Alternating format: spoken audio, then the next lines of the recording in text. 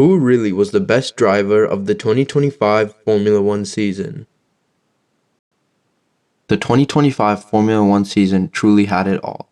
From spectacular crashes to daring overtakes and a title fight extended far longer than we thought, this season truly showed how tight the field is. In this video, we're going to rank all the 21 drivers from this past season based on their race performance, qualifying performance, and how they stacked up against their teammates. There's not much to be said about Jack Doohan in 2025. Having only competed in the first 6 rounds of this season, he's only finished ahead of Gasly twice, and that too because Gasly was disqualified in China and because Gasly was taken out on the first lap in Saudi Arabia. Besides that, Doohan has been far behind Gasly in terms of pace and qualifying and has crashed a lot, most notably in his heavy FP2 crash in Suzuka. That's why Doohan deserves to be in the 21st spot for this season. In the 20th spot, we have Franco Colapinto. Throughout the season, Franco Colapinto has scored 0 points and has finished behind his teammate Pierre Gasly for the majority of the season. While having the occasional good race in Zandvoort or Monaco, for example, the rest of his season can be described as mediocre at best. Now, while the Alpine car has been a pretty bad one, Gasly has still managed to score some points, whereas Colapinto has not. In our eyes, he needs to start doing what he did at Williams, or else his future is at risk. In 19th, we have Yuki Tsunoda. Now, while we can all agree Yuki is an extremely talented driver, the Red Bull car has just not been good enough for him to showcase his talents. As we all know, the Red Bull car is not easy to drive, and throughout this year, Yuki has not been close to Max at all and hasn't even finished in the top 5, let alone score a podium. While Yuki could improve with more time, at the moment Isaac Hadjar seems like the more promising talent to go alongside Max Verstappen. While Yuki has had some bad luck in races like Sao Paulo and Spain, overall he just hasn't lived up to the expectations. It'll be interesting to see where he lands in the future, but overall Yuki will just want to forget this season. Next, we have Lance Stroll. Now, Lance can be a good driver on his day, but this season has been another mediocre one from him. Stroll started the season extremely well, finishing 6th in Australia and 9th in China, outperforming his teammate Fernando Alonso. However, his second half of the season is why he is ranked so low. 2 DNFs in the last 3 races and an 8-race period with 0 points puts Stroll's season as a disappointing one. Next year will be an interesting one for him as a new reg change with Adrian Newey as a team principal has the potential to work well. He will need to match Alonso's performances if he wants to fight for future podiums and even wins. In 17th, we have Liam Lawson. This season had the potential to be Lawson's breakout year starting at Red Bull Racing. However, 2 disappointing rounds led to him being dropped back to RB. In our eyes, this was an unfair decision as 2 races is such a small amount of time for a driver to develop, and also considering Lawson has never driven at the tracks that he drove at with Red Bull before, Australia and China. Now, Lawson was able to somewhat revive himself with great performances with RB, such as a P6 in Austria, P5 in Azerbaijan, and P7 in Brazil. However, compared to his rookie teammate Isaac Hadjar, Lawson has been outperformed multiple times. For example, when Hadjar took a podium in the Netherlands, Lawson finished outside the points in a disappointing P12.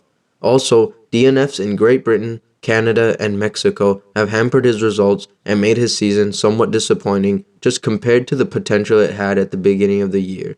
Now, Lawson is still a promising driver, and his next season of his career in 2026 could make or break the rest of his career. Next is Esteban Ocon.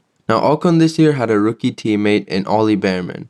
Everyone knows how quick Behrman is, but the expectation this year was for Ocon to beat Behrman, which didn't happen. Now, Ocon had some great races like a P5 in China and a P7 in Monaco. However, the majority of the year he finished outside of the points. Now, while Ocon got beat by Behrman by only 3 points, we would rank Behrman higher because it's his rookie season. Given that this was Ocon's first season with Haas, it was not a bad season, but there is certainly room for improvement. In 15th, we have Pierre Gasly. Gasly had a very underrated season, which was overshadowed by the fact that the Alpine car this year was horrible. Gasly managed to score 22 points compared to 0 scored by both his teammates Colapinto and Doohan. While most of the year was spent in the bottom half of the grid, Gasly had some incredible races like Silverstone where he finished P6 and Bahrain where he finished P7. Gasly had some great qualities like in Vegas when he qualified 10th. While individually he had a very solid season, he'll want to forget this one due to Alpine's car being extremely uncompetitive. Next year seems promising for Alpine because they're switching to Mercedes power, so it'll be interesting to see how competitive they can become. Next, we have another rookie in Gabriel Bortoleto. This was an impressive season from the rookie where he showcased just how talented he is.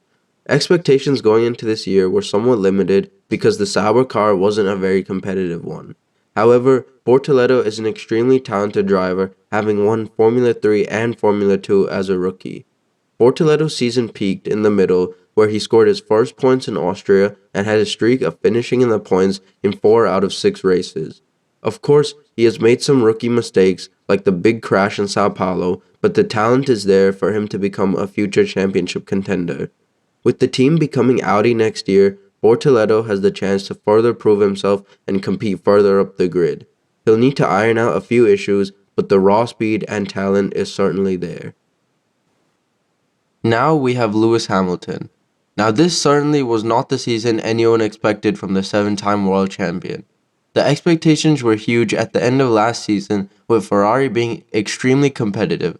However, this year their car has taken a huge step back. Hamilton was comfortably outscored by his new teammate Charles Leclerc and just never looked on pace with him during the year. Hamilton did have a few moments of glory though, such as his sprint pole and win in China and a top 3 qualifying in Mexico. Hamilton had built some momentum in the middle part of the season where he finished P4 in consecutive weekends in Austria and Silverstone. But towards the end of the season, you could tell the lack of good results was starting to get to him. For example, when he hit the rear of Colapinto trying to overtake him on the straight in Sao Paulo, it was just not the type of thing we're used to seeing from Hamilton. He would be extremely disappointed with this year, having scored 0 podiums, and next year could decide whether he chooses to stay or retire from Formula One. Next up in 12th is another rookie, Oliver Behrman. Behrman had a very solid rookie season with a standout performance in Mexico, where he finished P4 and was looking likely for a podium until a questionable strategy call from Haas. Nonetheless, Behrman showed the world what he was made of that day. Behrman's year started off very well, scoring points in 3 of the first 4 rounds. However, towards the middle part of the season, he failed to score points in 10 consecutive races. Now, he was a bit unlucky finishing P11 in 4 of those consecutive races, but he bounced back extremely well with a P6 in Zandvoort. His final part of his rookie season was very good. He scored points in 5 out of the last 7 races and outscored his veteran teammate Esteban Ocon. Behrman has lots of potential as a driver, and if Hamilton isn't impressed with Ferrari next season, Behrman could find himself racing in red once again. In 11th is Carlos Sainz. Sainz started off his Williams career in a shaky way. Crashing out on debut in Australia and DNFing in Bahrain were not good ways to begin his Williams career. He did manage to score points in China and in Saudi Arabia, but he was still nowhere near the pace of his teammate Alex Albon, who was consistently dragging the Williams car into top 5 finishes. Between Saudi Arabia and Canada, Sainz did manage to score points in 5 out of 6 races, but it was still not on the level of Alex Albon. It wasn't until Baku where he started to shine. Taking advantage of a wet track, Sainz managed to qualify a super P2 and convert that incredible qualifying into a first career podium with Williams, something Albon still hasn't managed to do. Sainz backed this up with more incredible results like a P3 finish in the Austin sprint race, a P3 quali in Vegas, and another podium in Qatar. Despite these impressive results, we still rank him behind Alex Albon due to the rough start of the season, and overall just felt like the majority of the year he was still not on the same level as Albon. However, the future for Sainz at Williams is bright if he and Albon can continue to push Williams further up the grid. Moving into the top 10 now, we're starting with Nico Hülkenberg. This was a very impressive and important season in Hülkenberg's career as he finally managed to end his streak of podiumless finishes. In Silverstone, Hülkenberg used his experience and talent to navigate a race filled with wet and changing conditions, and he managed to beat Lewis Hamilton to a podium finish. This was so well deserved from a driver that has never managed to find that extra step needed to stand on the podium, but in Silverstone he did. Other than that race, Hülkenberg impressed us with his consistency. He has always found a way to drag the Sauber into the points, scoring 51 total. He went on a streak of 4 points finishes in a row and ended the year scoring in 4 of the last 6 rounds. Hülkenberg will be looking to become more competitive with Sauber becoming Audi, and who knows, maybe we will see more of him on the podium in the future. In ninth, we have Kimi Antonelli. Going into this year, the expectations of Kimi were somewhat mixed. First off, he had enormous shoes to fill of Lewis Hamilton, and he would be driving a competitive car in the Mercedes. However, on the other hand, Kimi was a rookie, so mistakes were to be expected. He started off the season extremely well, with an outstanding P4 finish in Australia and a very difficult race. With the wet and mixed conditions catching all the rookies off guard, Kimi made a couple of mistakes, but he was able to finish just behind his teammate. Antonelli continued to impress, scoring points in the next 4 out of 5 races and even taking a maiden pole position in the Miami Sprint, becoming the youngest pole sitter ever, breaking Sebastian Vettel's record. Despite this, Antonelli still never looked on the same pace as his teammate George Russell this year. However, Russell himself was driving in another league this year. Towards the middle part of the year, Antonelli hit a run of bad form, DNFing in 4 out of 6 races from Imola to Silverstone. He made another rookie mistake this year, crashing at turn 3 in Austria, taking out Max Verstappen, but the race before he managed to score his maiden podium in Montreal after an impressive drive. Antonelli scored 2 more podiums in his rookie season, finishing 3rd in Vegas and 2nd in Sao Paulo, a weekend where he looked quicker than Russell the whole time. Antonelli is definitely a star of the future and could prove to be a championship contender if Mercedes have a competitive car next year. In eighth is our Rookie of the Year, Isaac Hadjar. Throughout this year, we felt that Hadjar showed his talent and maturity. After a rocky start in Australia, crashing out on the formation lap, he bounced back in Japan, scoring his first points in just his 3rd Grand Prix.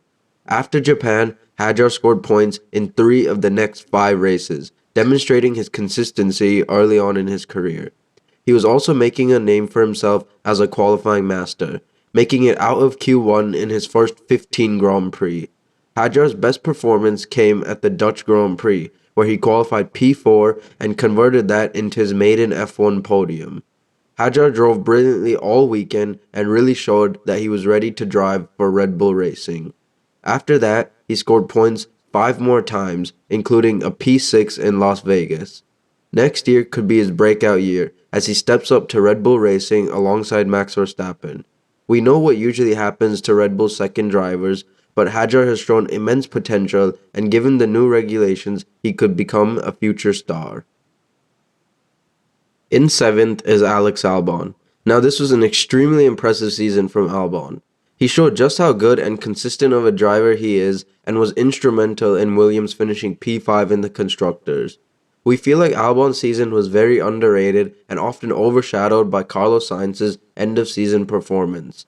However, let's look at Albon's beginning of the season. In the first 8 races, he finished in the points 7 times, and on top of that, 3 of those were top 5 finishes. Albon then hit a streak of bad form with 3 DNFs in a row in Spain, Canada, and Austria. Albon bounced back with 4 points finishes in the next 5 races, including another top 5 finish in Zandvoort. After Monza, however, Albon failed to score any points the rest of the season. Overall, though, Albon looked extremely strong throughout this season and looked to have the measure of Carlos Sainz. Williams definitely have an extremely talented lineup who will get the most out of the team and each other. Albon will certainly want to stand on the podium for Williams, having been at the team for 4 seasons now and scoring none, whereas Carlos Sainz has scored 2 podiums in just 1 season. 2026 presents another new opportunity for this team to move even further up the grid and become regular podium finishers. In 6th, we have Fernando Alonso. This was another season of Alonso dragging the Aston Martin up the field, scoring points regularly. Now, Alonso had really bad luck to begin the year. He started off with 2 consecutive DNFs and didn't score points until Spain, which was round 9. After Spain, he hit a good run of form, scoring points in 5 of the next 6 races, including a very impressive P5 in Hungary. Spa was the only race in that run which he didn't score points and finished well outside the top 10. Alonso's final third of the season was also impressive as he was able to score points in 4 races, including a P6 in Abu Dhabi to end the season. Alonso continued to show his talent and what he can do with a mediocre car. Once again, he was much quicker than Stroll and very consistent. Despite the overall performance from Aston Martin and Alonso finishing in only 10th in the standings, his individual performances are why he is ranked so highly. It's a shame that such a talented driver has been so limited by his car, but with Adrian Newey moving into a team principal role next year and Aston Martin switching to Honda power, Alonso may be in a position to fight for podiums and even wins again. However, he has been very vocal about his future and how much it relies on 2026. So if Aston Martin failed to make a competitive car again, Alonso could potentially retire from Formula One. Moving on to the top 5 now. In 5th, we have Charles Leclerc. Now, Leclerc's season was similar to Alonso's in the sense that once again he showed his supreme talent, but this season was held back by his car. Throughout this year, Leclerc comfortably beat his new teammate Lewis Hamilton and looked quicker than him in every race. Leclerc managed to score 7 podiums this season, including a P2 in his home race and a P2 in Mexico. Leclerc has had some insane qualifying performances this year, such as a front row in Monaco, and most notably, his only pole position of the year in Hungary. That was an incredible lap where he managed to beat both rocket ship McLarens and once again showed what he can do in a car. It was another winless year though for Leclerc, and Ferrari really need to get their stuff together to fight for a championship. If they cannot build a car capable of that, it may be time for Charles to look outside to put himself in a position to become the world champion we know he can be. In 4th is Oscar Piastri. Now, if the season had ended in the middle, we would rank him as arguably first because he was in a whole other league. This year, Piastri fought for the title and got very close to winning it. Piastri demonstrated his maturity, consistency, and extreme talent this year, and even though he didn't win the title, he is definitely a future world champion. His year started off with disappointment in Australia after spinning off a wet track while fighting for the win. He bounced back perfectly though in China by taking the win. In Japan, he just seemed to look slower compared to his teammate Lando Norris and also Max Verstappen. However, Piastri hit red-hot form, immediately winning 3 Grand Prix in a row in Bahrain, Saudi Arabia, and Miami. During these races, Piastri just seemed so in control over everything, and he was definitely the favorite to win the title. Piastri then hit a bit of a disappointing race in Imola after he lost the lead to Verstappen on lap 1 and only finished in 3rd. In Monaco, he finished 3rd as well, but he lost major points to Norris, who won the race. Piastri bounced back in Spain by taking his 5th win of the season. The next few rounds were interesting. Piastri finished 4th in Canada, 2nd in Austria, and 2nd in Silverstone after a controversial penalty for slowing down too much under the safety car, which cost him the win ultimately. Despite this, Piastri bounced back by winning in Spa after a bold lap 1 overtake on his teammate Lando Norris in the wet. Strategy cost him in Hungary, where he finished P2 to Norris, but then gained a 25-point advantage after winning in Zandvoort, with Norris retiring due to an engine issue. It was after this where Piastri's form seemed to dip. Piastri got unlucky in Monza, having to give up the position back to his teammate after a controversial call, and then Piastri crashed out in Azerbaijan. After this, he seemed to just lack pace to Norris and Verstappen. The Piastri we saw in the first half of the season seemed to be gone, and you could tell he was feeling frustrated with how his season was going. Getting disqualified in Vegas really put the nail in the coffin to his title hopes. Because of this end-of-season performance and how electric Norris was at the end of the year, we ranked Piastri behind Norris. Overall, it was a very mature and promising season for Piastri in only his 3rd year in F1. He is definitely a future world champion. In third, we have this year's world champion, Lando Norris. The expectations going into this year was for Norris to win the title, but I don't think anyone expected Piastri to be as competitive as he was. Norris started off the year just as we expected by winning the Australian Grand Prix, but Piastri immediately put pressure on Norris. After this race, it wasn't until Monaco where Norris won again. To begin the year, Norris seemed to be slower to his teammate and always seemed to succumb to pressure. In Monaco, however, Norris delivered an outstanding lap to take pole position and converted that into a much needed win. In Spain, Norris lost out to Piastri, and Canada was the first time he collided with his teammate. It was a pretty reckless decision, and afterwards, you could tell Norris's mentality seemed to decline. In our opinions, his biggest flaw this season was his mentality, giving reckless answers to the media and not backing himself with the confidence he needed would be seen on track as well. However, after Montreal, Norris had a great run of form. He won 3 of the next 4 races, including a memorable home win in Silverstone. Belgium was the only race he didn't win, and that was a very disappointing weekend for Norris. Having had pole position, he immediately lost the lead to Piastri on the restart and just never looked as quick the remainder of the race. After Hungary was the Netherlands, where Norris had yet another DNF, this time a mechanical failure. I think everyone thought at this point that Piastri was going to win the title after being up by more than 30 points. In Monza, Norris cut the lead slightly after finishing a controversial second due to team orders. Baku was a huge chance for Norris to rescue the deficit due to Piastri crashing out. However, Norris only managed to finish 7th. Lando then hit a great run of form. He finished 3rd in Singapore, 2nd in Austin, and 1 in Mexico to retake the championship lead. In Sao Paulo, Lando dominated to win the race and extend his lead over Piastri. It's due to this run of form where we rank Norris ahead of Piastri, because under heavy pressure, Norris seemed to just keep delivering. In Vegas, both McLarens were disqualified, which really put Max Verstappen back in the title hunt. Going to the final 2 rounds, Norris really showed his class, finishing 4th in Qatar and 3rd in Abu Dhabi to become world champion for the first time in his career by 2 points. The title favorite going into this year had converted after a hard-fought battle. People will have their opinions on Norris's season, however to us, he's a deserving champion who made his fair share of mistakes but bounced back when it mattered most and had an outstanding season.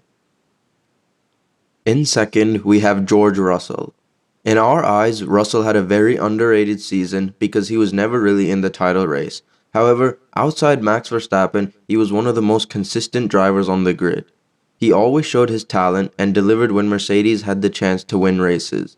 This was a really career-shifting season for Russell as he ironed out his mistakes from previous years and showed everyone that he can be a true championship contender in the future.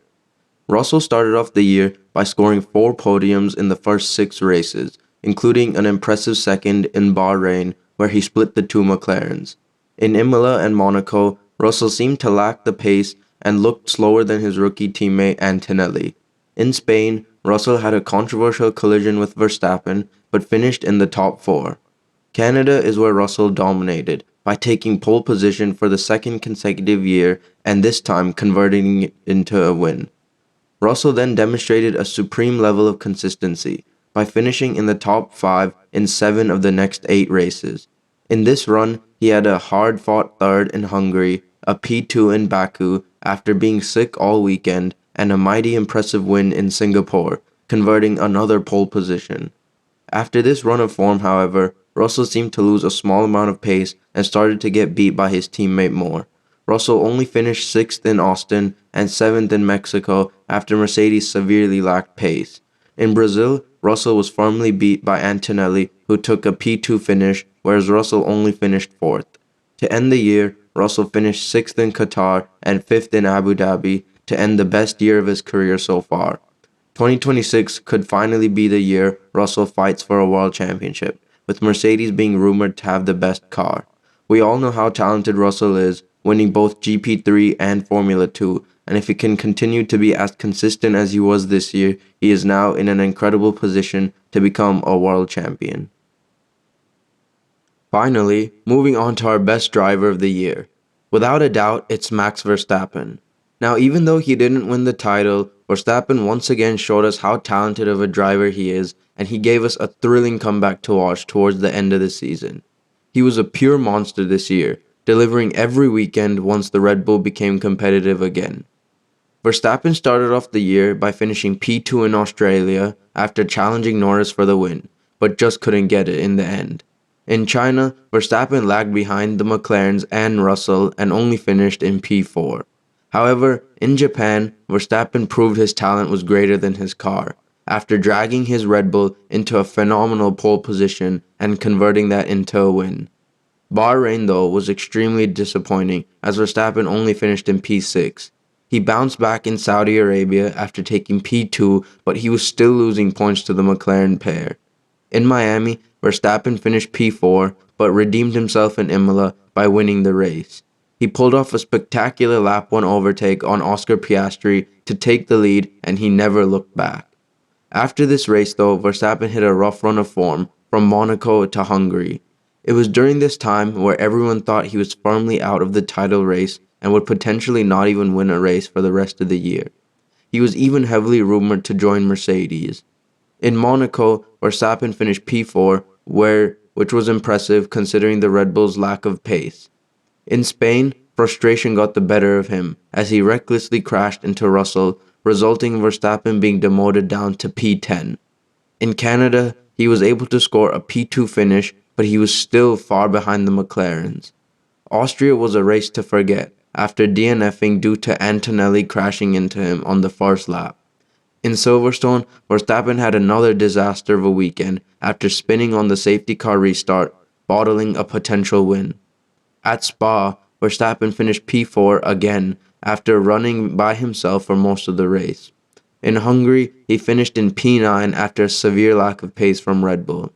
Despite the lack of points Verstappen scored in these races, he was still outperforming the Red Bull, which seemed to just be getting worse and worse. After Hungary, though, Verstappen was on fire for the rest of the season. It was like a switch flipped, and he drove like it was 2023 again. In his home race, he finished second after inheriting a position from Norris's retirement. Verstappen then won 3 of the next 4 races in Monza, Azerbaijan, and Austin. He had put himself right back into the title fight. In Mexico and Brazil, Verstappen finished P3 and lost a little momentum to Norris, who won both those races. To close the year, Verstappen won the last 3 races in Vegas, Qatar, and Abu Dhabi. After the McLaren disqualification in Vegas, Verstappen was super close to winning the title, but ultimately, consistency from Norris led him to winning the championship by only 2 points. Max Verstappen fell short of potentially the greatest comeback ever in F1 history.